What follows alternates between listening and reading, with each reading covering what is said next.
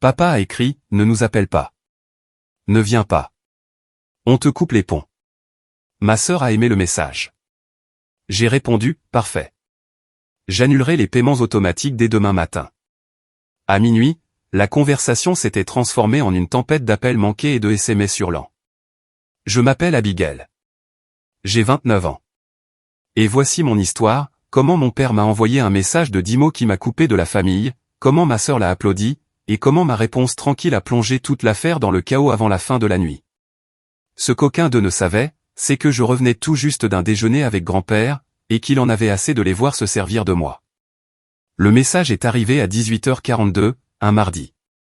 Je pliais du linge en ne pensant à rien d'important. Puis j'ai baissé les yeux sur mon téléphone. Ne nous appelle pas. Ne viens pas. On te coupe les ponts. Papa.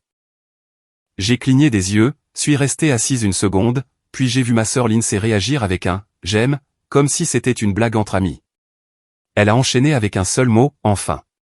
Et cela m'a dit tout ce que j'avais besoin de savoir. Ce n'était pas seulement papa. C'était eux trois. Ma mère, Lindsay, et lui. Ils avaient dû tenir une réunion de famille en bonne et due forme à ce sujet. Personne n'avait même essayé d'appeler avant de l'envoyer. J'aurais pu dire beaucoup de choses. Je ne l'ai pas fait. J'ai juste tapé en retour, parfait. J'annulerai les paiements automatiques dès demain matin.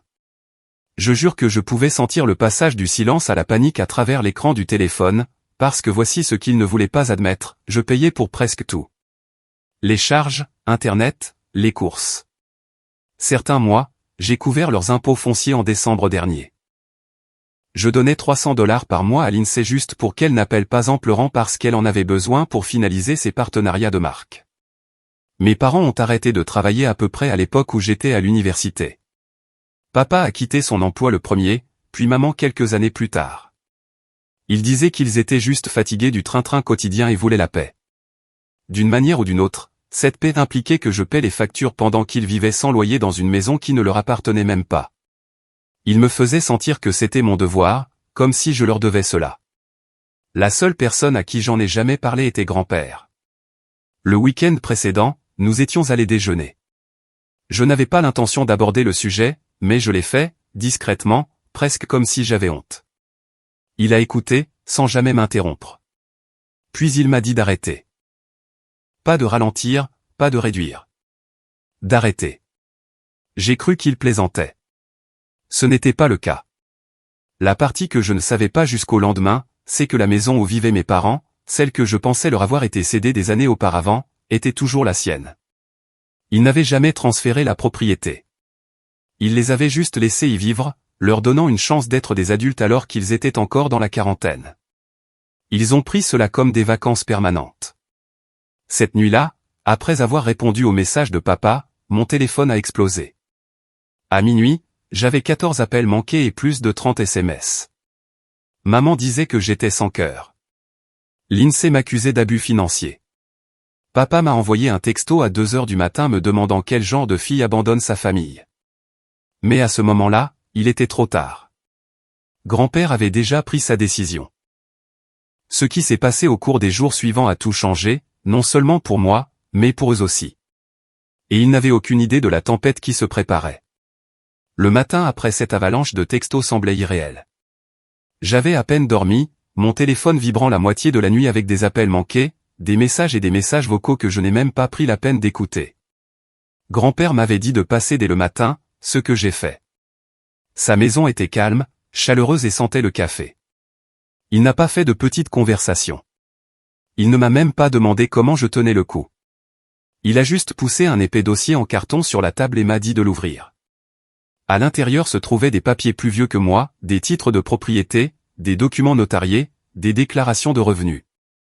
J'ai parcouru les premières pages sans vraiment rien absorber. Puis je l'ai vu. L'adresse.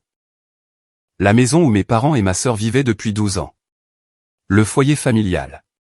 Celui dont ils se comportaient comme s'ils en étaient les propriétaires. Mais ce n'était pas la leur. C'était celle de grand-père. Elle avait toujours été à grand-père. Je l'ai regardé, sans voix. Il a commencé à expliquer de manière très factuelle. En 2013, mes parents traversaient soi-disant une période difficile. Papa avait quitté son emploi. Maman disait qu'elle ne supportait plus de travailler. Lindsay était encore à l'université. Ils avaient demandé à rester dans la propriété de grand-père pour quelques mois. Il avait accepté, pensant qu'il se remettrait sur pied. Peut-être qu'il commencerait à payer un petit loyer ou à participer aux impôts une fois qu'il serait de nouveau stable. C'était il y a 12 ans. Il n'avait jamais payé un centime. Il n'avait même jamais dit merci.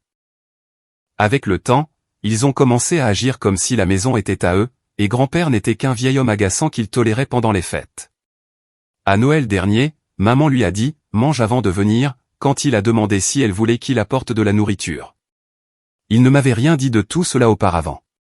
Il avait simplement observé en silence jusqu'au week-end dernier, jusqu'à ce que je lui dise la vérité sur les factures que je couvrais. Puis il a montré la dernière page du dossier. Un avis légal de résiliation du droit d'occupation. Daté, signé, certifié, déjà préparé. 3 enveloppes, une pour mes parents, une pour Lindsay, et une pour les autres occupants adultes, parce que légalement, Lindsay comptait comme une locataire à charge. Il a dit qu'ils avaient eu plus qu'assez de temps pour voler de leurs propres ailes. Il a dit qu'il était temps qu'ils se souviennent de ce que coûte la vraie vie. Et il a dit autre chose qui m'a glacé le sang, ils ne te remercieront pas pour ce que tu as fait pour eux. Ils te détesteront d'avoir arrêté. Je lui ai demandé s'il était sûr de tout cela. Il a dit qu'il n'avait jamais été plus sûr de quoi que ce soit. Que ce n'était pas de la vengeance. C'était une question de responsabilité. Il ne faisait pas ça pour moi. Il le faisait parce que c'était juste. Cet après-midi-là, les lettres sont parties. Au début, le silence. Puis, en début de soirée, mon téléphone a recommencé à exploser. Lindsay a posté une capture d'écran de la lettre dans sa story Instagram avec un emoji qui pleure et la légende « On nous jette de notre propre maison comme des ordures ». Cœur brisé, c'est comme ça que tout le monde dans la famille l'a appris. Pas directement d'eux, mais d'une story Instagram soigneusement mise en scène. À l'heure du dîner, mon téléphone n'arrêtait pas de sonner.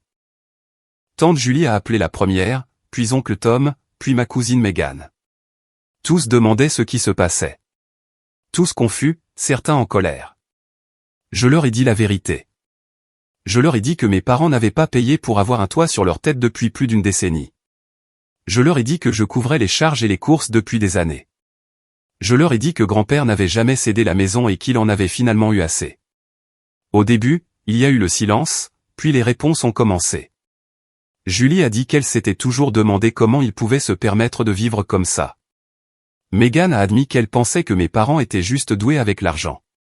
Tom a dit qu'il n'était pas surpris du tout. Mais Lindsay ne s'est pas arrêtée là. Cette nuit-là, elle m'a laissé un message vocal en sanglotant, m'accusant de détruire sa vie. Ma mère m'a envoyé des paragraphes de textos sur le fait que j'étais une traîtresse. Mon père m'a envoyé juste 3 mots, c'est toi qui as fait ça. Mais je n'avais rien fait. Pas vraiment. J'avais juste arrêté de payer. Le lendemain, les choses sont passées du privé au public. Ma mère a décidé de faire monter les enchères d'une manière que personne n'attendait, et cela a entraîné toute la famille élargie directement dans la bataille. Et c'est à ce moment-là que tout a cessé d'être un simple drame familial pour se transformer en spectacle. Je me suis réveillé le lendemain matin avec un texto de ma cousine Megan qui disait juste « Tu as vu Facebook ?» Non, je ne l'avais pas vu. Je n'y étais pas allé depuis des jours. Je me suis connecté et la première chose que j'ai vue était une publication publique de ma mère, après des décennies de sacrifices, nous avons été trahis par quelqu'un que nous aimions. On nous force à quitter notre maison.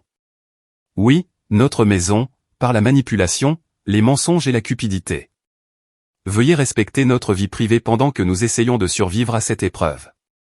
Sous la publication, il y avait une photo de la maison prise dans une douce lumière matinale, comme s'ils étaient arrachés à un sanctuaire familial douillet et sacré. Les commentaires affluaient. Voisins, parents éloignés, anciens amis de l'église. Des mots comme « dégoûtant »,« déchirant ». Comment peut-on faire ça à sa propre famille? Mon nom n'était pas dans la publication, mais ce n'était pas nécessaire. Lindsay s'était déjà assurée que tout le monde sache qui était le méchant. Elle a posté une capture d'écran d'une demande de paiement Venmo que je lui avais envoyée il y a des mois. 200 $ pour les charges. Elle a écrit en dessous, voilà à quoi ressemble une famille quand elle ne se soucie que de l'argent. Incroyable blessé. Puis sont venus les messages privés. Des inconnus, des cousins éloignés à qui je n'avais pas parlé depuis des années. Des gens m'accusant de mettre mes parents à la rue, de détruire la famille. Une femme, je crois qu'elle me gardait quand j'étais petite, m'a traité de parasite. Je n'ai répondu à rien de tout ça. Mais grand-père, lui, a répondu. Le lendemain matin, il a envoyé un email à toute la famille. Je ne savais même pas qu'il utilisait l'email comme ça, mais il l'a fait, et il l'a bien fait. L'email était intitulé « Fait concernant la résidence au 2485 Cedar Hollow ». Il a exposé les choses comme un document juridique. Pas d'émotion, pas d'insulte, juste des points, la propriété est légalement et exclusivement ma propriété, William Pierce. J'ai permis à mon fils et à sa famille d'y vivre sans loyer depuis 2013. Ils n'ont pas payé les charges, les impôts ou l'entretien depuis plus de 10 ans. Ma petite fille, Abigail, a couvert ses coûts de sa propre poche pendant au moins les 4 dernières années, sans remboursement ni reconnaissance. Aucun accord légal ou verbal n'a jamais été conclu pour transférer la propriété de la maison. J'ai émis un préavis légal de 60 jours pour qu'il quitte les lieux. Cette décision était la mienne et la mienne seule. Il a terminé l'email par une seule phrase, « Être de la même famille n'exempte personne de ses responsabilités ». Cela a fait taire certaines personnes, mais pas ma mère. La semaine suivante, elle est allée à l'église locale, la même qu'elle n'avait pas fréquentée depuis 3 ans, et s'est levée pendant la partie des requêtes de prière pour demander un soutien spirituel parce que ses enfants s'étaient retournés contre elle et qu'elle était sur le point de se retrouver à la rue. Une femme de l'église, Madame Allen, qui m'avait enseigné le catéchisme quand j'avais 8 ans, a appelé grand-père le lendemain et lui a demandé ce qui se passait. Il lui a tout raconté. Elle s'est excusée auprès de lui. C'est alors que quelque chose de complètement inattendu s'est produit. 2 jours plus tard, quelqu'un a glissé une lettre manuscrite dans la boîte aux lettres de mon appartement. Elle n'était pas signée. À l'intérieur se trouvait une copie d'une publication Facebook imprimée que l'INSEE avait faite puis rapidement supprimée, se plaignant qu'elle n'allait pas se trouver un travail juste parce qu'un vieil homme veut jouer au juge. En dessous, la note disait simplement « Vous devriez garder ça ». Les gens observent.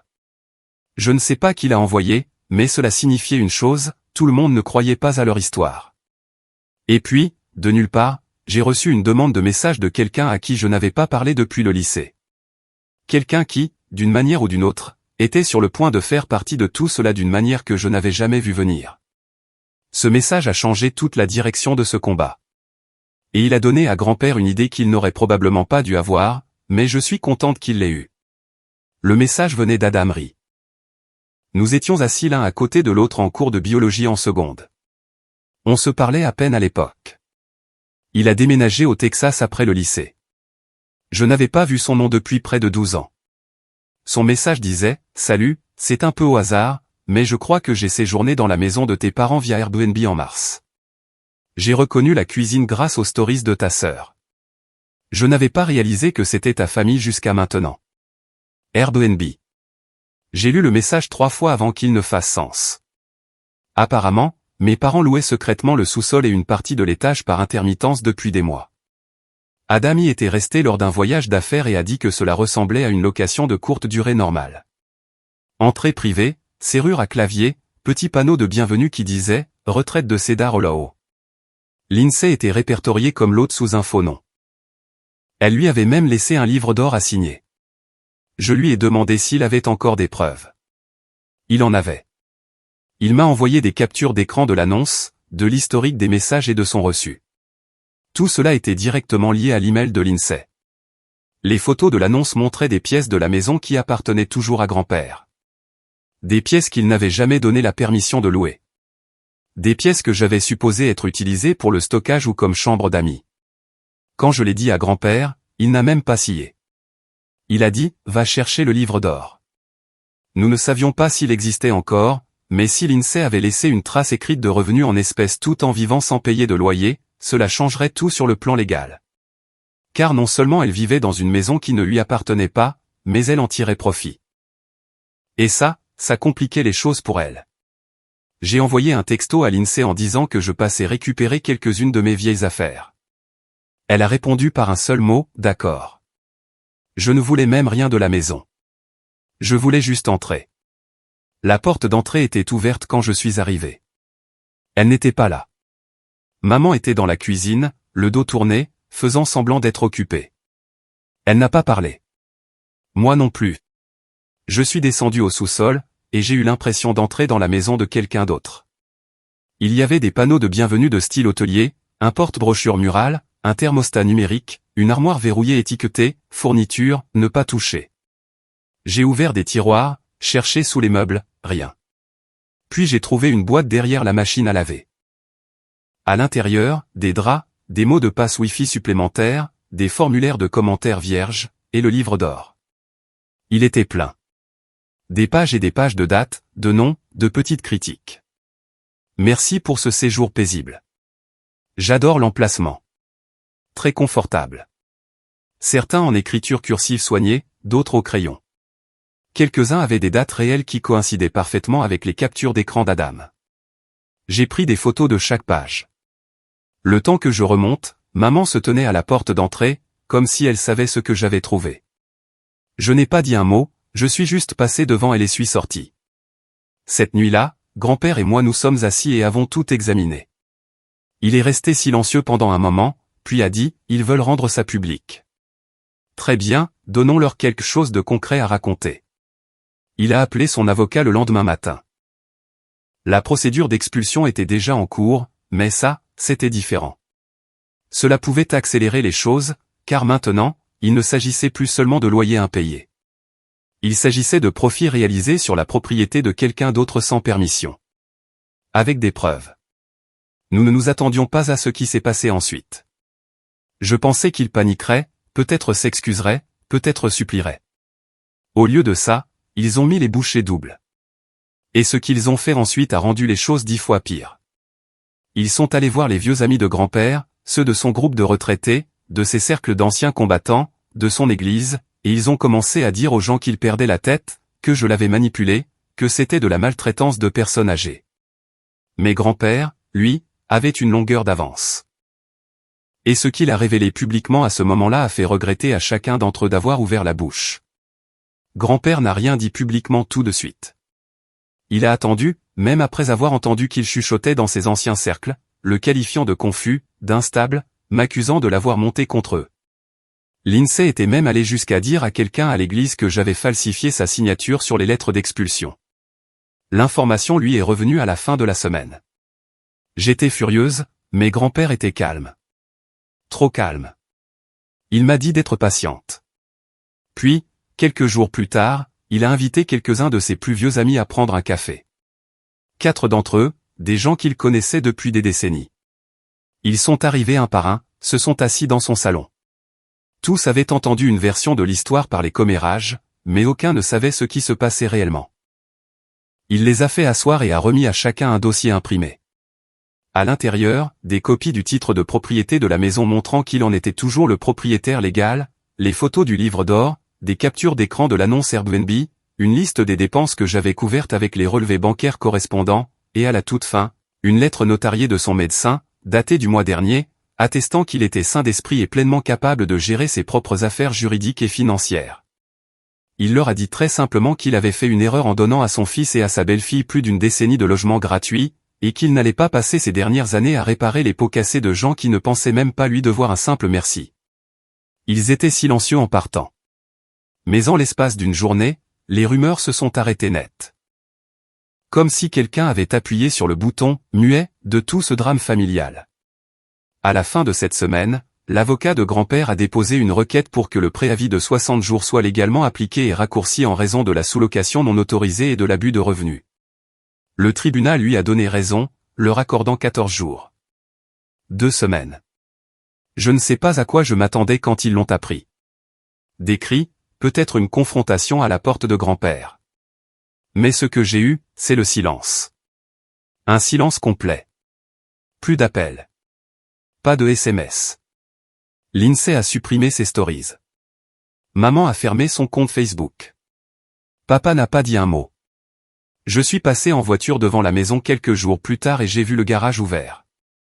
Des cartons partout. Du ruban adhésif. De vieilles couvertures drapées sur les meubles. Ils emballaient. C'était vraiment en train d'arriver. Le dernier jour, je n'y suis pas allé. Grand-père non plus. Nous n'en avions pas besoin. Un voisin lui a envoyé un texto pour dire qu'ils étaient partis tôt le matin, les visages crispés, s'adressant à peine la parole. La voiture a été chargée en silence. Personne n'a fait de signe de la main. Personne n'a dit au revoir. Ils ont laissé la clé de la maison sur le porche, glissée sous un pot de fleurs fissurées. Plus tard cet après-midi-là, grand-père m'a demandé si je voulais emménager. Juste comme ça. Il m'a dit que la maison était à moi si je la voulais. J'ai regardé sa cuisine, le dossier toujours posé sur la table. Je lui ai dit, non, j'aime mon appartement. J'aime payer pour ma propre vie. Je ne veux pas de cette maison. Pas même avec une nouvelle peinture et des souvenirs différents. Il a hoché la tête. A dit que cela le rendait fier. Et puis il m'a dit quelque chose que je n'oublierai jamais, maintenant, ils vont pouvoir vivre comme des gens normaux. Aller au travail. Payer un loyer. Essayer. Ce n'était pas méchant. Ce n'était pas amer. C'était juste la vérité. Cette maison est restée silencieuse pendant un certain temps. Mais l'histoire ne s'est pas arrêtée là. Parce que ce qui est venu ensuite était le vrai spectacle, le moment où le reste de la famille a finalement compris ce qui s'était réellement passé et ce qu'ils ont fait quand ils l'ont découvert. C'était le dernier clou dans le cercueil du grand numéro de victimes de mes parents. La première mise à jour. Il a fallu près de 3 semaines avant que le reste de la famille ne comprenne ce qui s'était réellement passé. La campagne de dénigrement n'a pas duré. Les chuchotements se sont tariés, finalement, la curiosité a pris le dessus.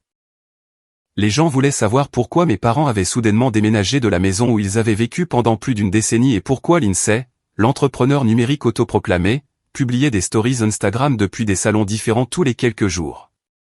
Ils ne parlaient plus. Pas de nouvelles, pas de drame, juste le silence. Et ce silence a commencé à faire en sorte que les gens se posent des questions. Puis est venu le barbecue. Tante Julie l'organisait. Sa réunion annuelle d'automne, le genre d'événement où toutes les chaises pliantes sortent et où les assiettes en carton deviennent molles à cause des haricots à la tomate. Grand-père a été invité mais a décliné. Il a dit que la seule chose qu'il voulait griller ce jour-là était un steak à la maison. J'ai décidé d'y aller. Au moment où je suis entré dans ce jardin, je savais que la plupart d'entre eux avaient entendu quelque chose. Quelques personnes m'ont regardé comme si j'étais un fantôme. D'autres ont simplement évité tout contact visuel. Le cousin Jacob a été le premier à dire quelque chose de concret.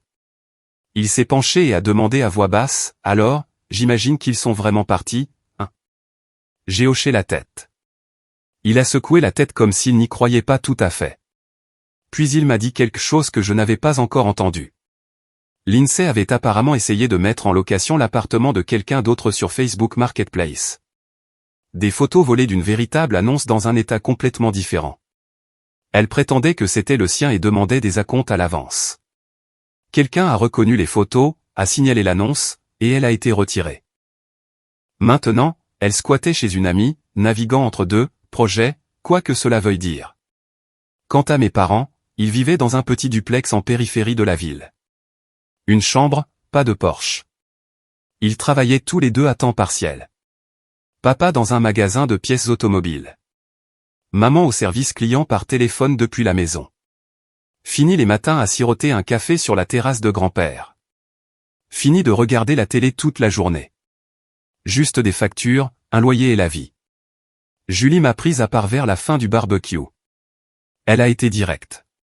Elle a dit qu'au début, elle ne savait pas quoi croire, mais une fois que l'email de grand-père est sorti et que les gens ont commencé à réaliser depuis combien de temps tout cela durait, la perspective a changé.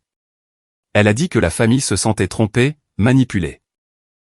Elle a dit que ma mère avait appelé des gens pour clarifier la situation et que cela n'avait fait qu'empirer les choses, car rien ne se propage plus vite que le désespoir déguisé en opération de sauvetage. Le moment le plus surréaliste est survenu 2 jours plus tard. Grand-père et moi étions assis sur son porche arrière. Il avait recommencé à jardiner, remplissant les bacs surélevés de légumes d'automne. Là où se trouvaient de vieux meubles de patio rouillés et des débris, il y avait maintenant de l'espace, un espace propre et ouvert. Il m'a demandé si je voulais garder la maison maintenant qu'elle était vide. Je lui ai répété, non. Cette maison n'a jamais été la mienne. Pas de la manière qui compte. C'était un endroit plein de souvenirs qui ne m'appartenaient pas. Et j'aime ma vie maintenant. calme, équilibrée, la mienne. Il a hoché la tête. Pas d'objection. Puis il a dit quelque chose auquel je pense encore, parfois, ce ne sont pas les gens qui partent qui apportent la paix. Ce sont ceux que tu laisses enfin partir. Voici où en sont les choses maintenant. Mes parents paient leur loyer à temps, parce que maintenant ils le doivent. L'INSEE a cessé d'essayer de vivre en ligne et commence à réaliser que la vie coûte de l'argent. Le contenu s'est tari, tout comme la sympathie. Quelques parents ont essayé de rester neutres pendant un certain temps, mais même eux ont fini par changer d'avis après avoir vu combien de temps j'avais tout couvert seul. Moi. Je vais au travail, je paie mes factures, je cuisine le dîner dans une cuisine qui n'est pas accompagnée de culpabilité. Plus de textos demandant, juste un petit peu d'aide. Plus d'appels tard dans la nuit parce que le Wi-Fi était en panne et qu'il ne savait pas à qui d'autre demander. Plus de secrets. La tempête est passée. Et quand elle l'a fait, la vérité est restée debout tandis que le bruit s'est effondré autour d'elle. C'est drôle comme ça marche. La dernière mise à jour. Je pensais que c'était fini. Vraiment. 3 semaines de silence se sont transformées en 4. Puis un mois. Pas d'appel, pas de texto, pas de nouvelles stories Instagram. Pendant un certain temps, je me suis laissé croire qu'ils vivaient enfin leur vie. Silencieusement, amèrement, mais de manière indépendante. Je n'attendais pas de remerciements. Je n'attendais pas d'excuses. Je voulais juste que la paix dure. Et puis, jeudi dernier, une enveloppe est arrivée dans ma boîte aux lettres. Pas d'adresse de retour, juste mon nom. À l'intérieur se trouvait une lettre manuscrite. Pas de ma mère, pas de l'INSEE. De mon père. 4 pages complètes de ce que je ne peux décrire que comme la manipulation la plus calculée que j'ai jamais lue. Ils disaient qu'ils s'installaient dans leur nouvelle vie, mais qu'ils étaient émotionnellement dévastés par la façon dont j'avais retourné la famille contre eux. Ils disaient que l'INSEE souffrait et qu'ils craignaient qu'elle ne tombe dans une mauvaise passe si quelque chose ne changeait pas bientôt. Il ne m'a pas demandé de les faire réemménager. Il n'a même pas demandé d'argent directement. Il m'a demandé si j'envisagerais de signer en mon nom une demande de prêt qu'il soumettait pour se remettre sur pied. Ce n'était pas une blague, pas un email frauduleux. Un vrai document physique était joint, à moitié rempli avec mes informations déjà écrites au crayon. Je suis resté assise là pendant 10 minutes, à le fixer. Ils essayaient maintenant d'utiliser ma solvabilité. C'était le rebondissement que je n'avais pas vu venir. Après tout, après avoir été expulsé d'une maison pour laquelle ils n'avaient jamais payé, après le drame public, après avoir été exposé devant toute la famille, ils pensaient encore avoir accès à ma vie. Je n'ai même pas répondu. J'ai remballé l'enveloppe, le formulaire à moitié rempli, et je l'ai déposé chez grand-père. Il n'a pas dit un mot quand je le lui ai tendu. Il a juste ouvert l'enveloppe, regardé le formulaire et hoché la tête une fois, comme s'il avait attendu ce dernier coup. Le lendemain, j'ai vérifié mon rapport de crédit, juste par sécurité. Pas de surprise pour l'instant, mais je l'ai verrouillé avec toutes les options de gel et d'alerte à la fraude que je pouvais activer. Et puis grand-père a passé un dernier appel à son avocat. Il a dit qu'il voulait s'assurer que si jamais quelque chose lui arrivait, je serais protégé. Que sa succession n'irait pas aux personnes qu'il avait traitées, lui et moi, comme si nous leur devions le monde entier. Que tout la maison, le terrain, ses économies seraient documentées correctement. Je ne lui ai jamais demandé de faire ça. Je n'y ai même jamais pensé. Mais je n'ai pas discuté, car à ce stade, j'avais appris ma leçon. Il ne s'agissait pas seulement d'égoïsme de leur part. Il s'agissait de leur conviction qu'ils avaient droit à tout ce qui n'était pas cloué au sol, même après qu'on leur ait coupé les ponts. Non, la maison reste vide pour l'instant. Grand-père aime le calme. L'INSEE essaie à nouveau de vendre des forfaits de coaching via son Instagram, mais les gens ont cessé d'acheter après qu'elle a posté une vidéo de manifestation de trop depuis la chambre d'amis d'une amie. Mes parents sont toujours dans le duplex. Papa a pris un 2e emploi. Maman est à peine en ligne maintenant. Mais ils savent que la porte est fermée pour de bon. Et s'il y a une chose que j'ai apprise à travers tout cela, c'est ceci, certaines personnes ne brisent pas vos limites. Elles prétendent qu'elles n'ont jamais existé. Vous ne leur devez pas d'autre explication. Vous ne leur devez pas de réaction. Vous vous devez à vous-même l'espace pour avancer.